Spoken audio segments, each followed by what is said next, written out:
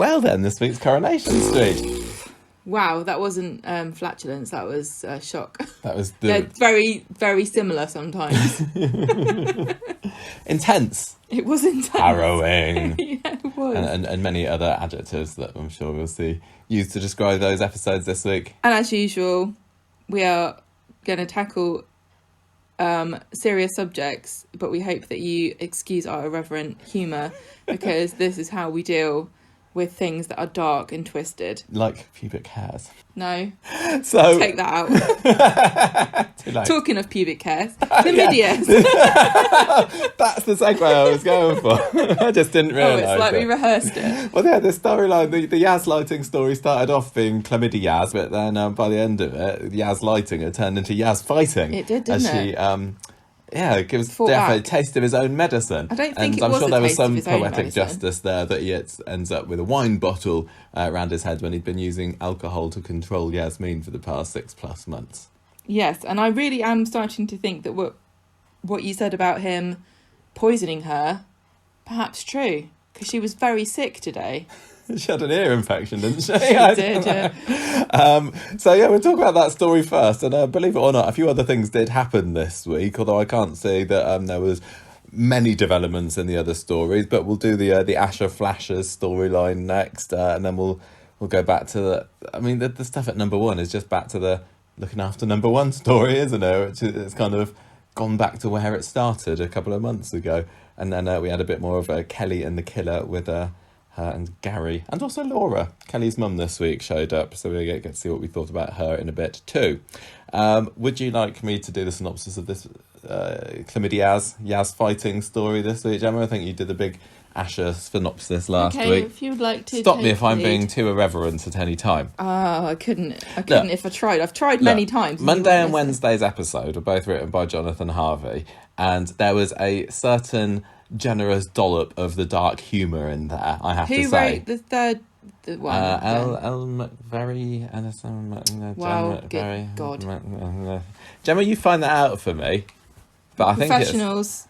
I don't usually always pay attention to that. I'm just saying, Monday and Wednesday's episode, it was obviously a very serious subject matter, very dark, and true to real life, unfortunately, for many victims. But in the dialogue that Jonathan penned for the episode, there was, as I say, a mighty dollop of dark humour, particularly in some of the insults that Geoff used I have to towards say, Yasmeen. there were definitely mixed reactions to some of the things that he called Yasmeen on our Facebook group. I know a few people in particular didn't think it was funny or appropriate, but I kind of think that that's very much in character for Geoff. He really feels to me like the kind of guy. And he thinks he's hilarious. I do think that many people do have weird nicknames.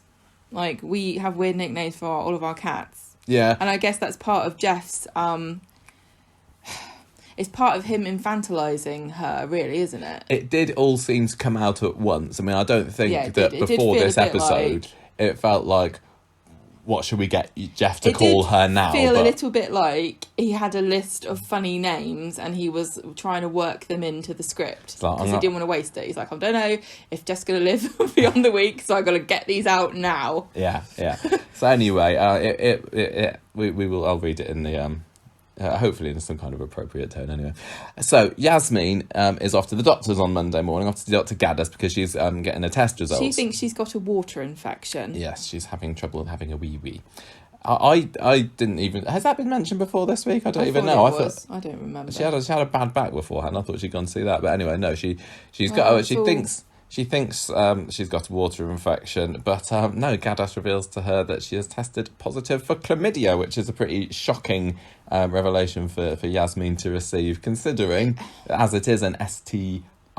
She has to be, not STD, STI. She has only slept with Geoff and Sharif in her life, so she doesn't really get how this could have come from. I don't know what the common protocol is for testing a patient who comes in complaining of feeling like they have a water infection. I guess it is standard practice to test for a range of sexually transmitted infections, but if it isn't, it certainly is on Coronation Street, because I'm sure They Dr. play by Gaddis their own rules. realises that they are constantly bed hopping around Weatherfield. And Yeah, she probably knows that there's been an outbreak somewhere. She's just double checking all these randy old this is buggers. like her best breakthrough that she's ever had, isn't it, Dr. Gaddis? It's like, I'm finally honing in. There are different strains of it. My friend works in a laboratory and she has spent her entire career studying chlamydia and different strains. She's called Rachel, which is quite appropriate for this week, considering that's the escort's name as well.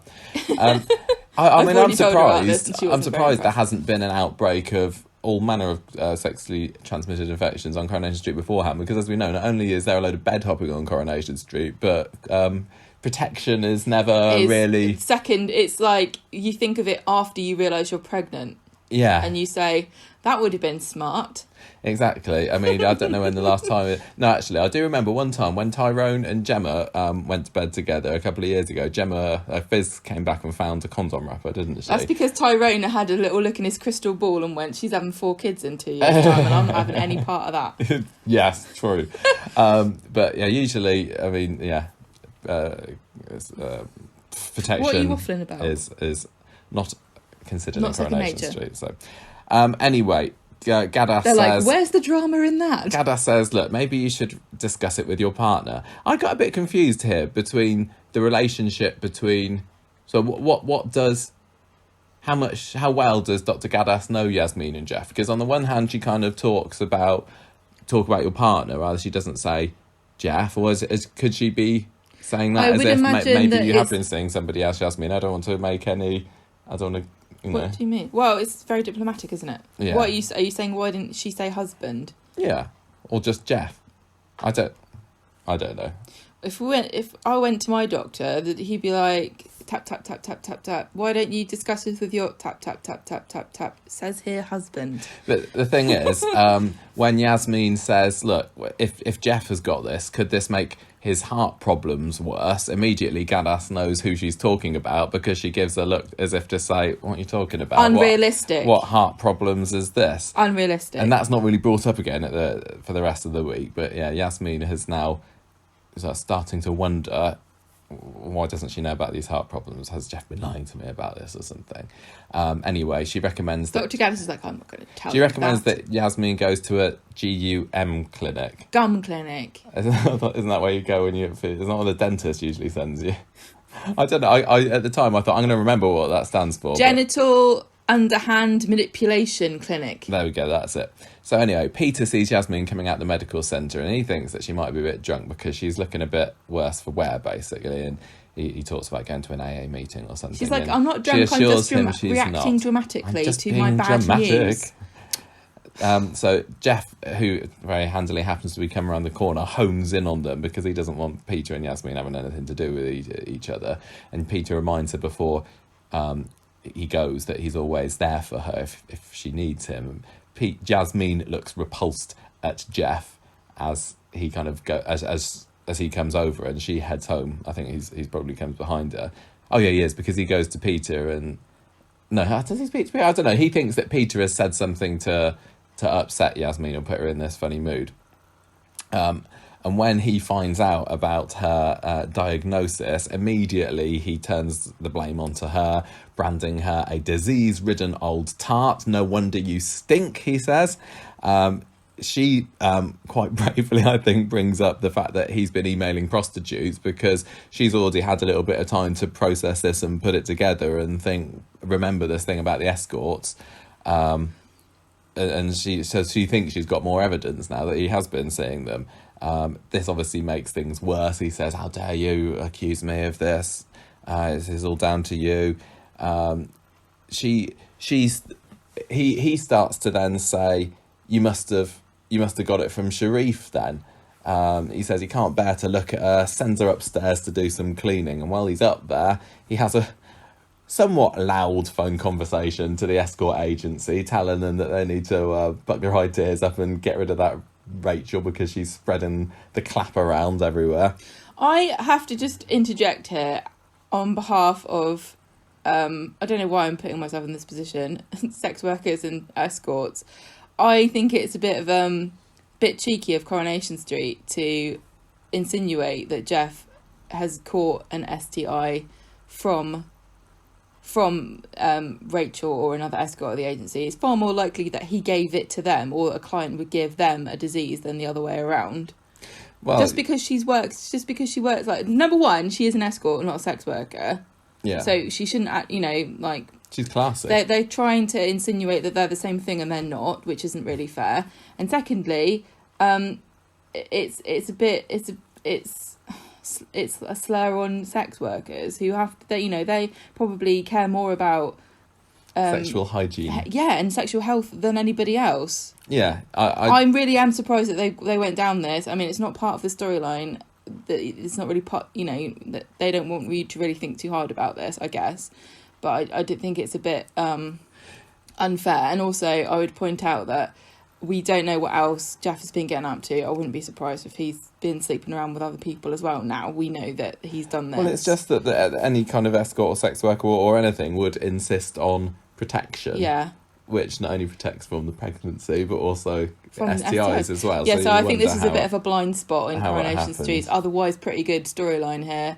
It's a bit of a stumble, considering that, this is a really important storyline, and Women's Aid also been involved in it, and they've been recommending, because we're talking about sex workers who are predominantly female, so bit of a error in judgment here to make out that Rachel was the origin of this. There may still be more to come. Yeah, there could be something else to this, but I was just slightly disappointed. I didn't think that was very fair. Later on, I think Geoff's gone out and Yasmeen's reading a chlamydia leaflet, and you see her pick up a phone and start to dial somebody, and I was wondering at that point who it was. They don't show it straight away in the scene, but when Geoff comes back, he's been to the clinic, hasn't he? Because he is also in Club Chlamydia. He's got the membership card and everything. He's absolutely livid and blaming it on her. Says, "Look, he might as well have been told that he's living with a goer." And Yasmeen then reveals to him that she phoned Sonia, who I was surprised. I didn't think we'd get a mention from her again. Yasmeen's partner for 7 years, his secret other woman, and handily though, she got tested after Sharif left her for a variety of STIs, and it turns out that she is clean. So what it basically means is that Yasmeen couldn't have picked up the disease from Sharif, otherwise Sonia would have got it, yeah? So it's pointing the finger back at Geoff again. That would be my assumption, yes. But on Wednesday, Geoff isn't accepting any of these accusations. He says, well, that there must be... No, I think Yasmeen says, well, there must be some other kind of explanation for this then. And Geoff wonders whether that lying little turd Sonia maybe isn't being honest about this. And he's like, oh, what are you going to give me next, Yasmeen? AIDS? And he's like, says, thanks, Yas, and gives her this sarcastic thumbs up. I have to say, at the end of Monday's episode, when Yasmeen was saying, Geoff, I phoned Sonia, and she says she is clean and she didn't catch it from Sharif, so it can't have been me. And I was thinking, how is he going to get out of this one? And then on Wednesday he's like, wow, she was lying. And I was like, yeah, that was pretty easy to get around, wasn't it? It was literally a case of he said, she said. It's the tension builds up pretty nicely there, and then he suddenly kind of eerily goes all calm and this is what he does. He blows up at her, makes her feel on edge and feel bad, and then he's going on about having ribs for lunch. When he forgives her, and this is the love bombing that we've spoken about before, she then will have a rush of like dopamine, I guess, and relief that he is not attacking her anymore, and that will in her mind be associated with feelings of love and affection. That's how they do it. They attack you and then they love bomb you, and you're so relieved and happy that you're not in trouble anymore, that you kind of put that feeling of relief and put that into the relationship, and it feels like love, and it isn't. Well, ribs for lunch, everyone. Ribs for lunch, but he has to go off to get his special marinade bowl. Has to go to the corner shop first, doesn't he? To go and get the special sauce. And while he's there, he's spying on Yasmeen on his phone. It doesn't include cloves. No, we know that for a fact. We don't know what else it does involve. He's spying on Yasmeen on the phone, and he sees her go into the bag, because even though Yeah, he's love bombed her. She's still, I think she's thinking, I need to get out of she's here on edge right now. This week was escalation week, wasn't it? Certainly was. And there's a stage at which Yasmeen was gaslighted, and she thought that she was crazy if she had been thinking that Geoff had been doing anything wrong, but the pretenses have been dropped now. Yeah, and I think this was Geoff apparent. at his most, apparently There's vile, no obvious. there's no getting out of this, or kind of pretending that he meant something different. He's being out and out vile to her, and she is now starting to realise that she is being abused, which is just one step further along the pathway of getting out of a relationship. Realising that you're actually being abused is a really big step. And I think a lot of people might have missed out how significant this week was in Yasmeen's kind of journey of realisation. Yeah, turning point, wasn't it, I think. So he goes home and he's like asking all cheerily about, I need masala bowl. Where is it? I think it's in that Marinade cupboard. bowl, Michael. Marinade bowl, sorry. You don't know about cooking, but you need special bowls for marinating. I heated up my own spaghetti bolognese for tea tonight, I'll have you know. You told me you burned it. So he's trying to get Yasmeen to, show her hand and open up this cupboard to find out what's in it. No, he's testing her to find out what excuse he's going to give. What excuse she's going to give as to why he... And he knows he's setting her a trap. And whatever she says, he knows is going to be a lie, because he knows that she knows where the key is. And so he's letting her sort of, in inverted commas, get herself in trouble by lying to him about how to open the door. So he's setting traps. This is so sinister. Yeah. And the dialogue again was brilliant when he was like, "Daddy means business." Yeah, that was a bit off for me. It's just vile, isn't it? It just makes you squirm. I tell you what, again, it's infantilising her. This whole week was very misogynistic, especially on Friday when you had Geoff basically tearing Yasmeen down for not fitting into the ideal trope of what a perfect woman is, and kind of insinuating that because she was old she wasn't beautiful. There was even a bit of racism in there too, because he was talking about creamy pale skin. And I just thought it was rampant misogyny, and they even joined in the Rovers with it a bit, which was really... Anyway, we'll get to it. So he's trying to find out where this key is, and she's blustering and says she doesn't know. She's locked up the cupboard because it's got her cleaning products in with the bleach. So it's like the first thing that can come to her head. And he says, you weren't going to drink it. I know, timely. So he then kind of starts being all jokey and starts tickling her, like, is it in here? Because he knows that key is in her pockets there, and he reveals it, and he's like, are you thick? That made me shiver then. Yeah, she reluctantly takes her bag out of this cupboard, and he's like, planning on going somewhere, dear? So yeah, she's quite... Oh, I see. What? I was really confused later on in the week when she said that all of her fancy party frocks were in the luggage, because I thought this was her go bag, but it is her go bag, but it was packed for Zidane's wedding. Originally. I think it's a bit of both, maybe, isn't it? Yeah. Because if I was trying to escape my abusive spouse, I wouldn't go, right, what frocks do I need? I need a formal... Well, she's going to be young, free and single again. She's going to be looking for another man. I need formal, I need cocktail, I need day dresses. And I need to have a range of colours, because I don't want to be shown up. She comes up, she says, look, I this was Zidane's wedding, I just didn't have time to unpack it. He doesn't believe her at all, and basically takes it out to give it a ceremonial burning in the garden. The garden, what do you call those things? Bonfire bin. We need one of those. We do. And when it's all over, Yasmeen is standing in the orangery, like a sad little orphan against the window of a sweet shop. She reminded me of just like a sad puppy when you leave them at the pet shop. Lonely pup in a Christmas shop. She was. She's let out when it's all over, and Sally sees her looking sad over the fire bin. Geoff had said, what had he told Sally that they were burning there? Can't remember now. I think she just said just some old rubbish or something like that. So Sally's seen something. So there's a few people this week that see things. But they don't know what they've seen, and this is such a great message and lesson for people. It's whether people will be able to put their heads together. But I also hope that nobody watches this who has had a friend go through something like this and think, oh no, it's my fault because I didn't see the signs. Because really, how would you know? Everyone's screaming at Sally and Eileen and everybody and going, you idiots, it's right in front of your face. But how are you can't blame other people.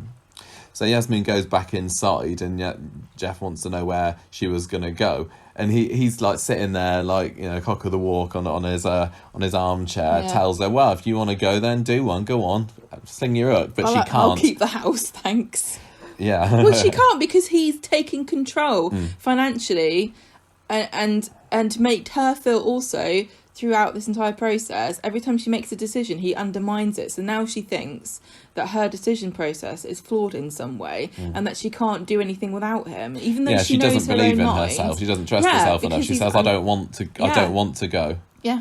And he says, well, because no beggar will have you. He knows that at this point he has completely broken her. He can say whatever he wants to her, and she's not gonna fight back, or so he thinks at least. Well, he says, no beggar will have you, and he makes her get down on his knees and her knees and makes her promise that she's not going to go anywhere, and she does, and he kisses her on the top of the head. That was horrible when he made her bow down. He said something like, I'd rather see you dead than with you with someone else. That was chilling as well. This is the stage at which probably some people watching it going, no way, this is silly. Yasmeen would never do that. But that, you know, again, it just shows you his total control over her. And I do think that this week felt a bit accelerated, I will say that, but there are other constraints than telling a completely realistic story of abuse. They have to tell a compelling story as well. Yeah, the only issues really with the pacing overall that I would have in recent months is that there have been some weeks, more than a few weeks, where we've said, aha, Yasmeen knows that she's being controlled now she's going to whatever, now she's going to tell someone, now she's going to escape, and then we maybe see her again in a couple of weeks' time and she's back to where she was. Yeah, it's difficult because, as I said, they're not just telling, they're not sort of like making a documentary or like a PSA about how to spot if you're being abused by an evil magician. They're telling a compelling narrative, and part of that is drawing to a climax, which we saw at the end of the week. Yeah. So tonight's episode was just Yasmeen and Geoff's story. There wasn't anything. There were a few other scenes, but they were all in service to the story. No, exactly. And I remember getting the synopsis of this episode through by email a couple of weeks ago, and like I said before, I often skim read them just to see which characters are going to be in it. I don't read anything that's going to happen. And then when I saw on today's episode it was just one big paragraph about Yasmeen and Geoff, I thought, I cannot wait for that episode to show up, because they're going to have a whole episode dedicated to this fantastic story, and it did not disappoint whatsoever. So it all starts off in the morning where Yasmeen is late for breakfast. Geoff has cooked her a fry-up, but she overslept, didn't she? Because he's taken her phone, he's taken her computer. He says it's for her own good or something, and so she comes down to this cold breakfast, and she just can't stomach it because she's still feeling awful. She's still, her stomach's in knots. She's got butterflies in there. I know. I was trying to work out whether it is because I don't know what symptoms of chlamydia are, or whether it's medicine. It could be. I don't think it has anything to do with your digestive system when you have chlamydia, but I think it could be perhaps a side effect of the antibiotics that she's taking to is that combat combined it, with plus the stress, yeah, plus maybe he's poisoning her, but I don't know.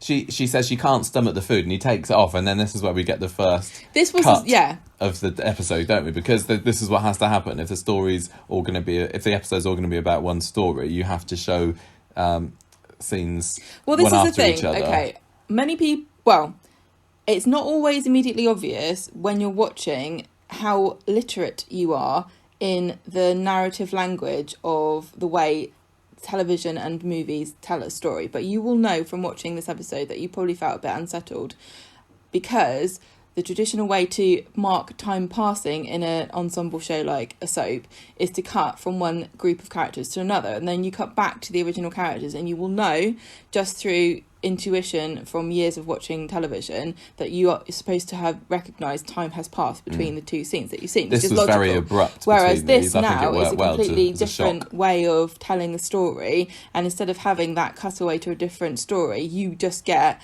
a cut. Picks and up the some plate, of them, cut, puts the plate back down again. Some of them brunch. were just very sharp cuts from one bit to another, and some of them faded in and out. But that just kind of shows you how you have this intuition in your, everybody does, of watching television, and the language that is used kind of made it a bit more apparent than you might have realised. But you're right that it helped the unsettling vibe that they were going very for. uncomfortable to watch. Yeah, and it was similar on Sinead's final It was episode as well, yeah. when she was fading in and out of consciousness. So it was all about her. It was it's kind of like a happy coincidence that they're forced into doing it this way because they have to tell the story in a certain way, but it also makes you feel weird and uncomfortable when you watch it, which adds to what they're trying to create dramatically. Throughout tonight's episode, I have to say, I was on edge, and I got that feeling again. Oh, the Hayley feeling. I got the Hayley on the bed feeling. It was the feeling and Andy and Vinny in the warehouse feeling, and I had that through a lot of the episode. That's how I know it's an episode that I'm enjoying, and a lot of that feeling is what leads some people to complain and say I didn't like it. Was it too much? I couldn't watch. But it's the adrenaline that I get from really intense episodes like this that hooks me in. It's how I know that Corrie are doing a good job. Yeah, loved it. So we next see Geoff in the cafe. Listen to his podcasts. I almost did an own goal tweet when I said Geoff's smiling listening to a podcast, so it can't be ours. Because obviously the joke is that we slag him off on the show, but then it just made it sound like we were rubbish, so I didn't tweet it. So I felt almost a kind of a kindred kind of spirit feeling to Geoff this week, because he likes podcasts, he likes coffee creams. And I know that when they told him, they mentioned about him having the coffee creams and hating pralines and the chocolate box on Monday, we were supposed to go, coffee creams are horrible, because everybody hates coffee creams. Then it was like, I love coffee creams. My favourite one. Am I a monster like Geoff? Yeah, you are a monster. What kind of deranged idiot prefers coffee to praline? That's the best flavour. If it had been me, right, and I'd have had him taking orange creams every time. Ugh. Orange chocolate, gross. So anyway, You're wrong. He speaks to Peter for a bit, saying that, look, yes, because he's still got this hanging over him from the other day when he saw Peter was talking with Yasmeen. All the way through this, he's been locking her in the house. Yes. She's been unable to leave. Yeah. So what was her pride and joy, her home, the seat of her family, and her prison, and everything that she loves and holds dear, as you just stole the line and ending line from me, is now her prison. we bounce off each other. Yeah, that's what you call it. He talks to Peter and says, look, Yasmeen's feeling a bit pressurised by you about the booze and everything. If you'd mind, don't talk to her ever again. Don't talk to her. It's not helping her. It's making her worse. And when she feels stressed out, she goes on the sauce. And Peter's a bit confused by this, because he's like, I barely ever talk to Yasmeen, to be honest. But he doesn't make a fuss about it. But it's another thing that hopefully people or the characters will get together and say, hang on a minute, I noticed something weird, when the fallout of tonight's ending plays out. So I really don't think we're ever going to get the kind of like movie finale where all the characters congregate and go, you know what, I realised that something wasn't up when X, Y and Z happens. We'll have to see. Because this is the thing. We were waiting for a similar kind of thing when Phelan's end came, and it never happened. We just had to be content with the moments that we got when people were looking confused at things that never came up again. You're right. We have Kathy and Brian walking past, and Kathy sees Yasmeen in the window, and she's like, oh, I'll go inside. This was awful. And Brian's there saying, no, you don't want to go and see her. After how she treated you last week, she doesn't deserve you. And poor Yasmeen has to stand there just by the door listening to Brian bad-mouthing her, basically. It wasn't like that. Yeah, but she's obviously not strong enough, not brave enough to go out there. She's just hiding herself away. I think she's been beaten down so much. Yeah. Yeah. She can't face anybody. She's been isolated from everyone. I think, again, also, even without Geoff, Yasmeen's first thought, if she offended somebody, would be, oh, what have I done? Well, you know, some people are always, well, you know, you took it the wrong way. But I think Yasmeen is more of a, I'm so sorry if I upset you kind of a person. Before all this happened, which makes her vulnerable to bastards like Geoff. So Geoff comes home and he starts crowing about seeing Zidane's wedding pictures. I think he said that Ryan was showing them off, or Gary or something was having a look at them or something in the cafe, because she said earlier in the episode, because when he took her laptop, she was like, I haven't seen the wedding pictures yet. I've lost all track of time about where this wedding's supposed to be. I don't know where we are. I thought the wedding was literally supposed to be a few days after Alia went to Spain, but maybe I missed the fact that she went. Well, they probably just came back with the photos. No, I think they've been uploaded online. I think I don't think that Alia's back yet. Time has been stretched. Yes, I think that. I wanted to point out that of all the people who would ever show off wedding photographs, Ryan seems to be the last candidate I would ever imagine. Well, Ryan didn't go, did he? So I'm guessing that Alia has he's uploaded. Not bothered. Oh, What man of his age is interested in his girlfriend's brother's wedding? Was he actually showing them though? He I might think not have he's been. I don't know making it whether up. Geoff's made it up. Maybe people can The correct only us if we're way wrong Ryan here, would be interested in Zidane's wedding photos is if Alia had a baps out in them, which would explain Jeff's interest as well. I don't remember Ryan being in that scene tonight, but maybe I wasn't concentrating. He wasn't in the scene. Anyway, so she's like, please let me go online and see them. Oh, this is awful. He says, oh wow, it doesn't look like Alia and the family were missing you, to be honest. Also, Pete's been saying that some local lush has been throwing herself at him and basically accuses her of packing the suitcase so she can run off with Peter, and he knows at this point that this is really odd. He's He's throwing accusations at her that he knows is false, because she's having to spend time and energy and mental thought processes in batting away what is clearly rubbish. Like, he knows that she knows that's not true. That's not the point. It's the same when he was accusing her of being the one who got the STI, wasn't it? He knows that she's not been to put her on the back about. foot and to make her expend energy Trying to defend and time herself. trying to placate him. Yeah. And she says, look, I won't speak to him anymore. You're the only man I want for the rest of my life. I wish you would believe me. Please let me see these photos. And he's like, I'll think about it. This is when we have like the blurry cut, which I didn't really like. I know, this is a good point. I'm going to interject here too, because I had a very brief conversation. With somebody who was saying that they didn't like these, and I have a similar feeling about some of the cuts and the techniques that were used today to depict what happened. But I will say, now having watched more classic Coronation Street in very early episodes, I really can't say that this is un-Coronation Street. Like, this is just what happens in Coronation Street. Yeah. They've always been very experimental with the way that they depict every now and then and feelings. It's not like they've always done it all the time. No, they don't always do it. It isn't very frequent, but it's always been a part of Coronation Street from the very, very early times. And you know, you could argue perhaps it's a bit dated, but you know, you can't say it's not in Coronation Street's blood. Yeah. So the blur goes back to the scene where Geoff catches Yasmeen trying to go outside. He's locked her in. She can't even get into the orangery, can she? And then she's trapped in this room with the food that she doesn't want to eat, Yeah. and she can just smell it, and she feels sick, and she wants to get away from it. This breakfast from this morning. And she promises that she'll eat it, and that they have a kind of a fight and a struggle over it, and basically it ends up with the food all over the floor again. I think after all this is done, there was too many smashed plates in this house. It's just this whole storyline, the amount of food that's been flown over that floor. I know, and the amount of plates. Once it's all over, I hope Yasmeen gets a new carpet fitted. Well, she's going to have to, because Geoff's messed it up. Get the stink of Geoff and the curry out of their house. I will take her to Next, and we'll pick out a really nice set, because they've got some good stuff. Do you think you and her would have a similar taste in I don't know, carpet? but listen, I've got a credit account. She can have whatever she wants. No. So she says, look, I'll clean it up later. I just need to get out. I need to get fresh air. She's starting to like panic attack, get claustrophobic being in the house.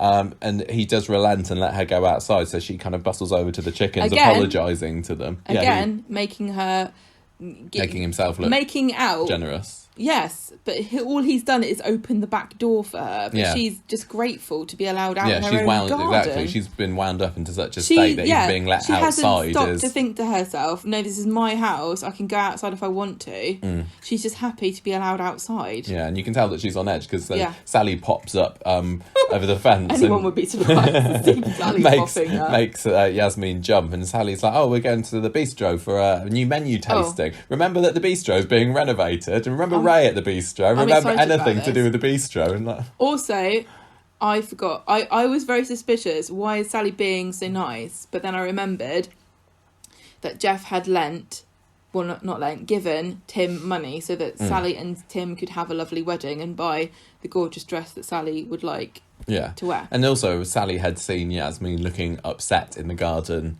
the previous episode as well, hadn't she? With all the 2 episodes before with the clothes burning. It is a bit weird that Sally would insist, even though Yasmeen said she wasn't well, that she should come out for a meal, but we'll just brush over that. Well, yeah, Sally doesn't take no for an answer, and Yasmeen back inside begs Geoff to let them go, and he does relent on it. But she says, go and tell them I can't go then. And he says, what, make myself out to be the wrong? I'll be the bad guy. I don't think so. So he... She gets herself dressed up, and she's got like a beige, I don't know, fashion lady. What was she wearing?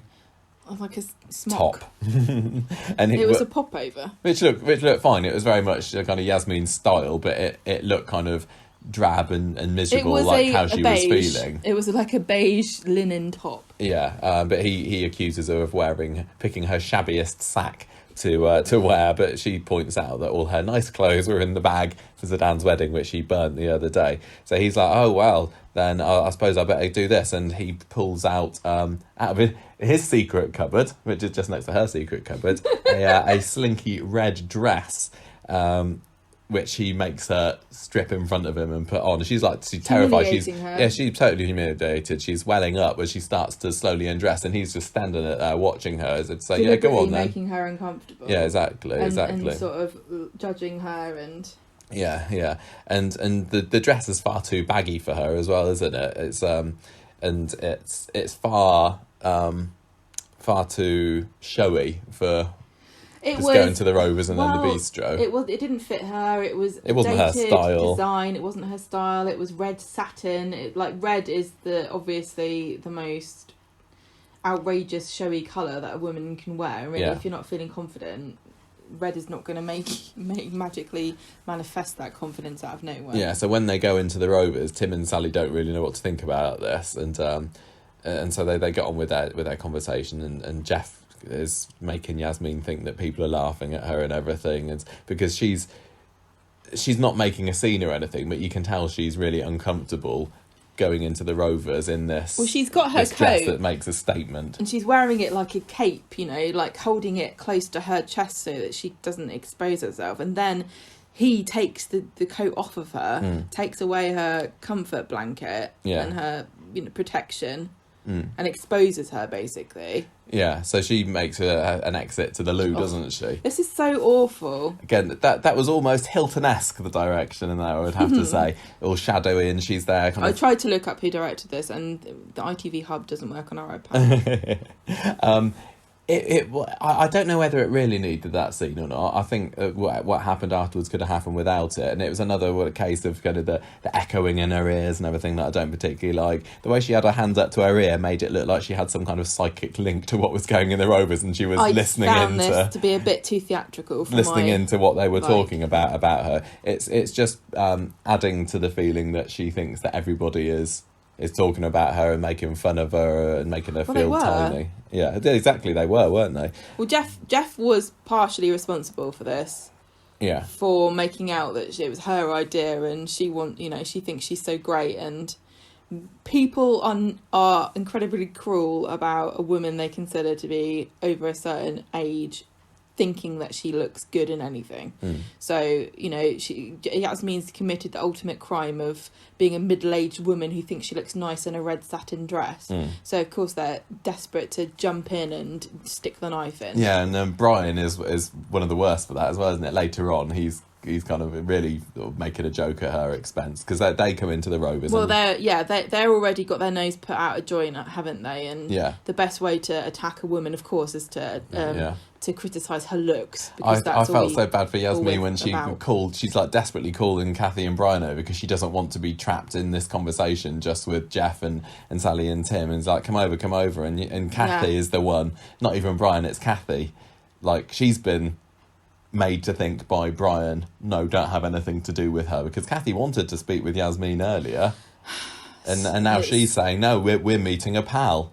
And what did we see them meet up with a pal later? I don't think they did. The insinuation is that you're not my friend anymore. Very petty, but I'm sure anybody listening to this can't say they've never been petty to somebody that didn't deserve it. But in this case, it's even more heartbreaking, because you know that she just needed some human warmth somewhere from someone, and nobody could give it to her because of all of the barriers that Geoff's constructed between her and her friends and family. So over the course of this conversation, it starts to dawn on Yasmeen that they've been paying for or they've given money to Tim and Sally for their wedding. The fact that Sally's like, thanks for the cash, Yas. Yeah, and she obviously didn't know anything about this, and when she's alone with Geoff, when Tim and Sally go to the bar later, she wants to know what's going on. How much have we given them? How much? And he's like, don't make a fuss. Yeah, he's just taking complete control of the assets here. Yeah. It's irrelevant as to who had the most money when they began their marriage, because if you're going to marry somebody, you have to pool your resources. But really, he made the richer for poorer line, didn't he? Yeah, he did. But I mean, it feels really bad to say, but I really do think that Yasmeen is the one that had all of the wealth before this relationship began. Yeah, we knew that she came from a wealthy family. Well, she's got a house. Where's Geoff been living? You know, he's moved into this lovely house. And now he's taking control of everything. Yeah. He tells her... Financial abuse is one of them. He tells her not to make a fuss, but then he's the one that makes the fuss himself. He kind of very theatrically says, oh, we need to go. Yasmeen isn't up to this. Sorry, everybody. So then... her away. Come with me. So Yasmeen's made to feel to look like an idiot, like some kind of weakling, as she's led out of the Rovers with everybody watching her. Made to look like she's being an objectionable cow, because he said, "Yeah, I told her about the money," and then she's making a fuss there. Geoff, Tim and Sally are probably being left feeling really bad about the fact that she's reacted like this, and she's trying to save face for Geoff by not making too much of a fuss, but she's been blindsided by this sudden shock that she's footed the bill for this second wedding for Geoff's stupid son. So they go back home, and Eileen spots Yasmeen kind of scurrying after Geoff, going, "Oh, I'm so sorry," flagellating herself in front of him, and Yasmeen again thinks it looks a bit odd, but doesn't say anything. But she goes into the Rovers and finds that there's people having a bit of a joke at Yasmeen's expense there. Back at home, Geoff's there having a go at Yasmeen some more. He's like, "Well, I'm entitled to spend your money. When I married you, we pooled our assets, like you said." Yeah. And then he starts going, "Anyway, what was I thinking of giving you that dress? You actually thought I bought it for you?" And he starts talking about this is when he starts saying, "I bought it for like a real woman, somebody who could fill it out with curves in all the right places and a full bust or whatever." And creamy skin. That was the bit that really annoyed me. And this is what I said before about the kind of unconscious standard of Western beauty that we put onto women, and this is what you sort of like swing it back to Asha. No wonder she was feeling bad when that is just a trope that exists in romantic writings and the way people talk about the perfect woman. Yeah. So she goes over to him to try and get some kind of affection, just to try and hug him or something to stop him from saying all this, but he pushes away. She falls back onto the floor. I did think it was a bit odd that he kind of basically admitted that he'd been cheating on her. He did. I don't know I don't understand his motivation in this particular, like, that it feels like there's no going back from this now. He can't then say, "No, I didn't say that," or "No, you got it wrong," or it felt a bit like an artificial climax to me for this, but Yeah, because he does tell her at some point, doesn't he, that yes, I've seen prostitutes. Yes, it's more than one. Yeah, it felt a bit like the end of a movie where the villain removes his mask and it's secretly Satan. You know, like there was no subtlety here. Yeah, There was horny Satan. He in this case. literally just came out and admitted that it was him that murdered the fairground owner, and he doesn't care. And there's no such thing as ghosts. Yeah. Scooby-Doo. So she falls onto the floor. He starts belittling her some more, says that she's a scrawny, This is when he pathetic starts throwing lapdog. chips at Throwing her. the chips at her. Just Yeah. the worst I can't imagine. It reminded me a little bit. Disrespectful to the potatoes. Well, it is. It reminded me a little bit of when David attacked Gail with peanuts and was spreading a little peanut-shaped happiness, but it's a slightly different mood to that scene, I think. I think it was a little bit more intense this time. Stop wasting food, Geoff. The amount of food that's ended up on that kitchen floor. No wonder Yasmeen's lost so much weight she can't fill out that dress. Yeah, she kind of gets up and starts backing into the kitchen at this point. She's cowering there, well, to try and protect herself because he comes at her. He's got this bread knife. And I don't think he realised that he picked the bread knife up. Well, he'd been there just slicing some bread, innocently, if you can call it that. I think he was using it as a weapon to intimidate her, but I don't really think that he was threatening her life. But I do think that that's what Yasmeen thought he was doing. Well, he did say at some point, he said, because he starts going on about, because it switches to a point of view shot, doesn't it, from Yasmeen? And we see the Geoff with the black background. There was very dramatic lighting in this scene. Yeah, again, some of it I thought was a bit over the top. It was theatrical. Yeah, on the whole, I really did like that scene.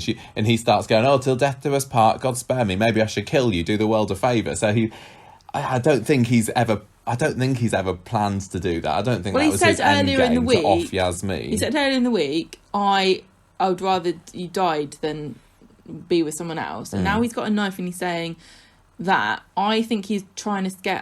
I literally don't think I'm trying to make excuses for Geoff because this is not the point of what I'm saying. But I think that this is a very good example of the psychological trauma and abuse that men like this impose on people, because you don't need to mean that you're going to kill somebody for somebody to think that you're being serious. And being scared for your life, whether the person is serious or not, it doesn't matter. You're still just as scared. So just want to make that very clear before people take what I'm saying, the wrong way. Well, I think as well, and again, I'm still not sure about how much footage Geoff's camera is recording. Is it permanently recording everything?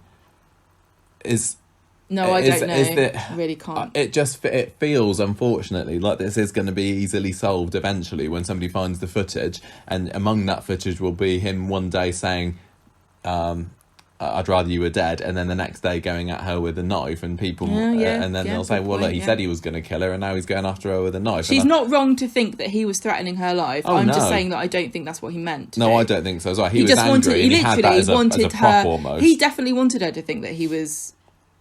I don't know. I think I'm getting myself confused here now, but I don't think that he was going to kill her. No, I don't think he would have done. Of course, we do know that women are murdered by their partners. Just to make that clear as well, this is a bit of a minefield. This isn't that sort of story, though. And all the way through, Dave said it's not always physical, psychological, coercive control. It's about mind games, and we've said we didn't want it to get violent. Obviously, did today, but I think if Geoff had attacked Yasmeen, it would have been a different sort of story. Yeah. It would have been a different, and it, I don't want to say anything else. Well, I feel like I'm saying the wrong thing. The climax of the episode, he was right in her face with the knife. She turns around, grabs a wine bottle, swings it at him, and he's confused at first, isn't he? And it was almost like, turn back the clock 15 years, Tracy whacking Charlie on the head with the statue. The first whack, he's confused and woozy with it.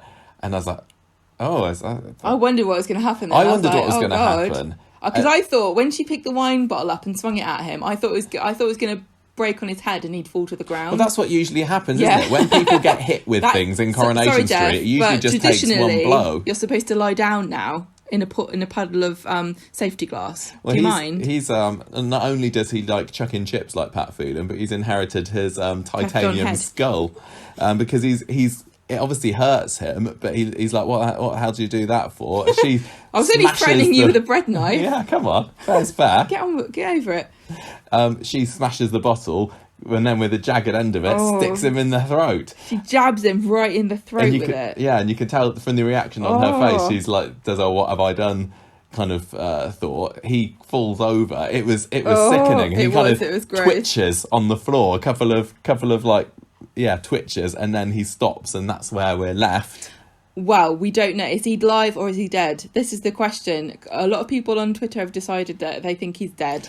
I hope he's dead, because if he's not, he's going to be absolutely furious when he finds out the state of the carpet. We didn't see any blood because this was you can get chicken curry up, we can get the fried egg up, but we can't get your blood. No, you need a special cleaning fluid, and for God's sake, don't use hot water. That final scene was one of my favourite Coronation Street scenes in a long time. It was so good, wasn't it? And I was disappointed before watching it that Coronation Street had semi-spoiled what was going to happen, but it was better than I thought it was going to be. How much did you know before we watched tonight's episode? Well, you kept saying things to me, so I guessed there was going to be something. You're like, do you know what's going to happen on Friday? Oh, it's going to be really good. I'm not going to tell you what's going to happen. You know it's a Geoff and Yasmeen thing, though, don't you? Well, I'm not going to tell you what happened. Had you seen any pictures from that scene? I hadn't seen any pictures from that scene. And you were going, there's so many adverts. Super impressed that you've managed to avoid it. They've been advertising the heck out of this week's Coronation Street. You must have just been not looking as we've been fast-forwarding them. No, why do I? And when I've been like scrolling through my Twitter feed and everything. I get to look at my phone. The main thing that the first thing, and probably one of the only things, to be fair, from this scene that I saw was a publicity shot with Geoff on the left of the picture holding a knife, yelling at Yasmeen, and her there kind of going on the right hand. No. So I knew that he was going to go for her, but I also knew that she was going to attack him. I didn't know how it was going to happen, but I knew that tonight's episode would end with him there on the floor. And I wish I hadn't known that, because to go into that episode completely blind, it would have been, incredible. But I would have loved that. Well, sorry. I just thought, I don't know I want to know where all the people are who used to comment on Twitter whenever anybody, like ITV Corrie, make a tweet about Geoff, and then all these people would reply and go, I hate Geoff, I hope he dies. And then all these really annoying little simpering, holier-than-thou little dickheads would come out and go, oh, what do you mean you'd like a man to die? You're worse than he is if you wish death upon an innocent man. Where are they now? Where are all these people now? Because I bet they're absolutely furious looking at Twitter now, because everyone's going, Geoff's dead, Yasmeen killed Geoff. Oh yeah. I still don't think he is. And I don't think he's dead at all. I thought that what was going to happen was he was going to come at her with a knife, she was going to grab the knife and stab him or something with it. So I'm glad that it wasn't completely as I was expecting. I don't know. Do you want to know? I don't think I know anything about what's going to happen next week. I honestly don't know if he's dead or not. I don't think he's dead. I don't know. I really hope he's not, because I've said all along this story shouldn't end with him dying, because the people who are going through this themselves, it's just teaching them you just need to stab them with a wine bottle. Your problems are all over. It wouldn't be fair. It's too dramatic. It's too outlandish when this has been a very close to the bone, very sensible and realistic kind of a storyline. I will say, I think it is somewhat poetic justice that Yasmeen hit Geoff with a wine bottle that was empty, that he obviously drank. Yeah. Because she's not drinking any alcohol in the house. So if he hadn't been a lecherous, lush git face trying to make her think she's an alcoholic when he's clearly the alky in the house, there wouldn't have been an empty bottle to hit him with. Very true. And she would have had to beat him with, I don't know, a ladle. I thought that tonight's episode was another example of how, quite unintentionally, we've been left on an amazing end of the week cliffhanger, whereas in normal circumstances this would have been midway through, I think, a Friday episode. We had a discussion about this, because I genuinely can't believe that this was not re-edited in the period that they've had between when they filmed it and now, to make it a bit different from how it was originally intended, because this really felt like we've experienced for a few weeks now bits and pieces of episodes where you've had, like you say, the middle of an episode, the middle of what's supposed to be 2 episodes, and you get left with the end of it on a Friday and the beginning of it on a Monday. If they haven't edited this back, it was just a very fortunate. I think that's I finished don't know, but it was absolutely perfect. I can't believe that did not feel like the first half of an episode to me. Well, we'll have to see on Monday, won't we? And the other reason that I'm hoping that was the first half of the Friday episode. They've had time to do that. That's what I'm pointing to point out. They've had time to re-edit thing. Go on, Sam. Yeah, Monday's episode could well also be just a Geoff and Yasmeen episode if it's from the same episode, which is fantastic. 2 whole episodes in a row, all to do with this story. Brilliant. To take the opposite tack, it wouldn't be the first time that they've done a special episode for just half of their runtime in a day. Yeah. So, what is going to happen next? What next? Well, how guilty is she going to feel as well? Will there be a sense of relief in like he's finally out of my life, or is she going to blame herself and go, no, I she's not going to go, oh good, is she? She's going to be devastated now. But how much will she think he had it coming to him? She's not going to think that. She's going to think, oh, I thought he was going to attack me, but he would never do such a thing. Yeah. She's going to be... She's going to be trying to send herself to prison. Well, I deserve she's it. going to be stuck in a really interesting place, which is I think we have to take our hats off here again to Shelley King and Iain Bartholomew for how amazing they've done. And I know that Shelley King could definitely play it as Yasmeen stuck now between thinking that she's done something wrong, but also trying to defend herself so that she doesn't end up in prison. She's not stupid. No matter how... I think there's enough of a fight left in her that she would tell the truth and try to... She would be conflicted. Like, is she gonna throw him under the bus, like this husband that she's been treasuring and trying to get approval from this whole time, and say, no, he came at me with a knife? Or is she going to blame herself and say... and continue to be sort of under his influence and say, no, I can't believe I've done this, my darling. Yeah, is she going to tell the police her version of the story or his version of the story because she knows that he would want her to say that? No, yeah, well, he's made her think that his version of the story is true. She could look back on it and think, yeah, it was my fault. I should have had that breakfast. I should have just worn that dress and not complained. I should have done this, that, and the other. I think Shelley's going to have some very challenging scenes ahead of her, but she's going to do a fantastic job. And they've already both of them have. We've said for so long how fantastic an actress she is. Yeah. And really, Iain Bartholomew's come out of nowhere with this character that has been crafted out of what was the remnants of a fairly uninteresting, kind of slightly sinister and unpleasant man. He was, and to create this masterpiece of villainy. He was fantastic. He was. It's been brilliant. But just I remember at the beginning, I didn't like Geoff, and I just thought we're supposed to be liking him, but I'm not. I never liked that character from the beginning. But we're not supposed to. Well, I will say very clever. I will say that Iain Bartholomew is a South Coast lad.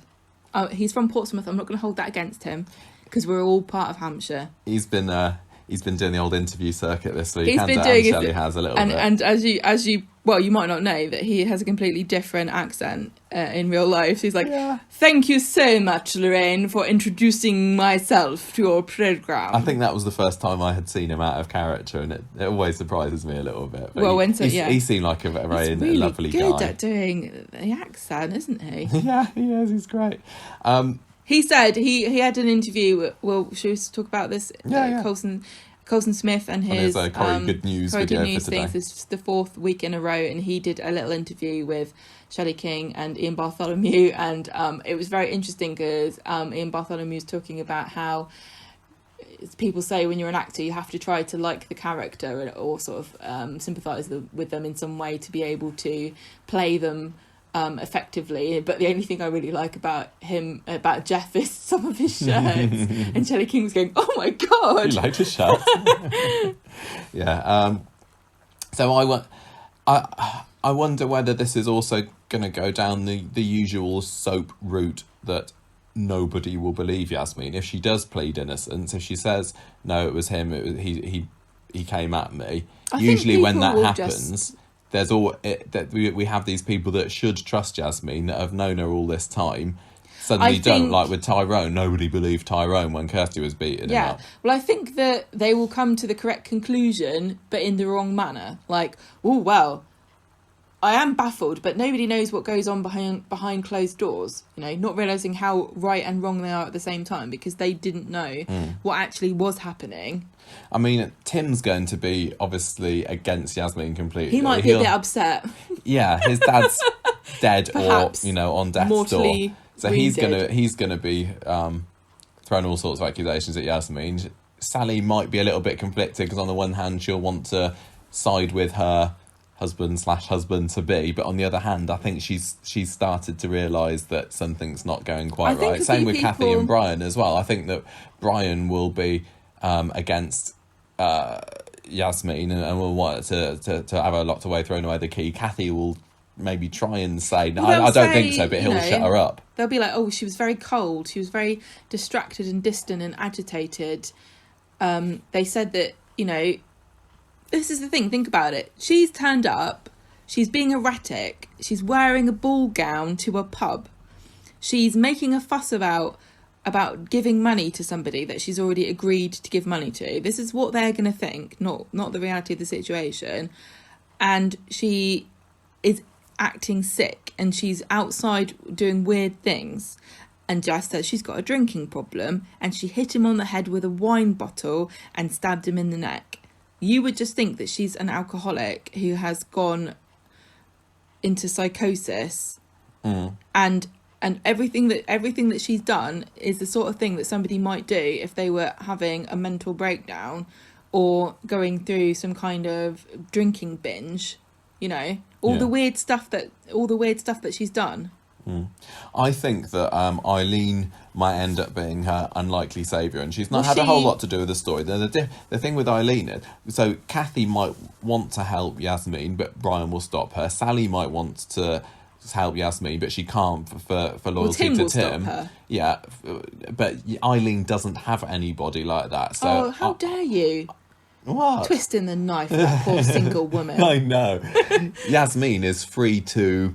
Eileen is free. Eileen is free to explore her own thoughts and suspicions. Who will she tell, Michael, all alone in that house? Sean, he loves a good gossip. Oh, tell me more. Also, she did see what. Let's remind everyone. I don't know if we were clear enough. She was walking past the house and she saw Geoff and Yasmeen. Well, she saw Geoff marching up to the house, Yasmeen trailing behind, sort of wailing to get his attention.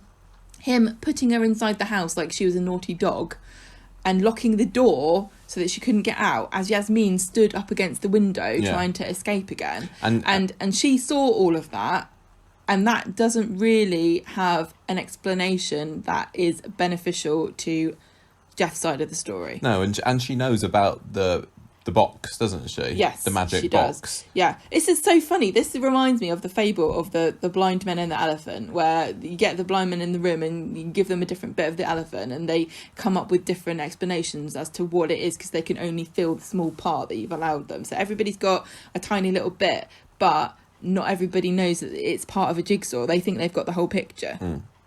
How many metaphors do you want me to fit into one sentence? So I think Eileen's going to be helpful in this. I wonder when are we going to see Alia? Will she be on Monday's episode? She's going to have to come back in it next week. I can't remember where we were up to last with her, because she's gone to Spain without Yasmeen. Had she, the last time we'd seen Alia, I kind of remember her saying, well, I can't help you Ryan anymore. To keep an eye on Yasmeen, and Ryan was like, sure, okay. Went round there, and Yasmeen was like, thanks, Ryan, but I am old enough to take care of myself. Leave me alone. So Alia's going to have to be fighting on Yasmeen's side, isn't she? Of course. I'm hoping that Imran is the one that takes Yasmeen's defence on. Listen, don't make it Adam. Yeah, definitely, I agree with that. We want Imran to be the brief. say what you like about Alia, and we've definitely slated her before on the show, but I'd like to think that if her gran were to just stab a man in the eye with a screwdriver, she would defend her to the death, whether or not the person deserved it or not.